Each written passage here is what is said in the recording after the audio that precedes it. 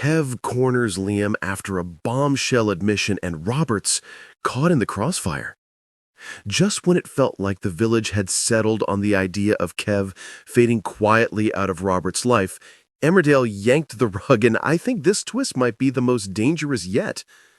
What began as a vow renewal day wrapped in soft focus sentiment turned with a single private conversation into a ticking time bomb only two men truly understand. We watched Kev sweep through the dales with that unnerving mix of charm and chill hand on Robert's back, eyes always tracking the exits. Compassionate leave, incurable heart condition, final months. The language has done a lot of heavy lifting to keep sympathy on his side and Aaron at arm's length. It's clear Kev knows pity is a leash. He's been tugging it whenever the triangle tightens. So when he buckled outside the church and Liam raced to stabilize him, it looked like confirmation of the narrative. Kev spinning the doomed husband, the noble vows, the tragic clock. But tonight's smallest scene was the loudest. That bathroom confrontation in the Woolpack, where Liam, all clinician steel, asked a deceptively gentle question. How truthful has Kev really been about his prognosis? The answer, of course, is not very. Liam didn't just hint, he spelled it out.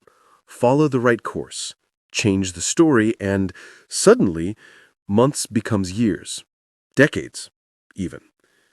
I think that single word detonates the emotional logic of everything we've seen.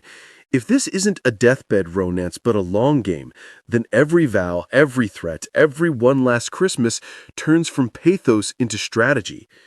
Kev's reaction told its own story. No relief, just control. He leaned on confidentiality, demanded silence, and made it clear that Robert must remain in the dark. This moment shows how power shifts in whispers. The GP's duty becomes Kev's weapon, and a secret about the body becomes a secret about a marriage. It's chilling precisely because it's intimate. And where does that leave the men at the heart of it? Robert straddling two truths. The private afternoon that re-sparked with Aaron, all breathless honesty and will find a way, and the public promise he felt bound to keep with Kev. He's been walking a tightrope made of guilt, and I think he's convinced himself the rope will end on its own. Tonight proves it won't.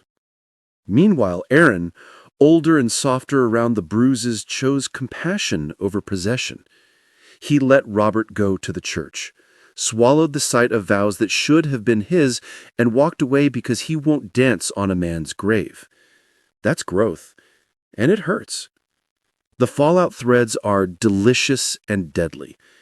Liam's now holding a truth that could blow up a marriage and potentially save a man from a manipulator, but he's tethered by ethics. If he speaks, he betrays patient trust. If he stays quiet, he betrays the spirit of it. I think he'll try to steer from the sidelines, but Kev smells interference like cordite. And Kev, the mask has slipped just enough to show the steel underneath. A man willing to perform his mortality won't blink at upping the ante if cornered. He's already isolated Aaron with a death threat and bought Robert's compliance with a legacy. Now he's added a doctor to the list of people he needs to control. It's clear the battlefield just expanded from pews and pub tables to medical notes and moral gray zones. The question is brutally simple. When Robert sees the truth, not guesses, not hopes, knows, does he tear up the vows and run to the man who has always been his home, or does Kev make sure the next collapse isn't a feint, but a weapon, turning sympathy into a shield one last terrible time? Thank you, luck.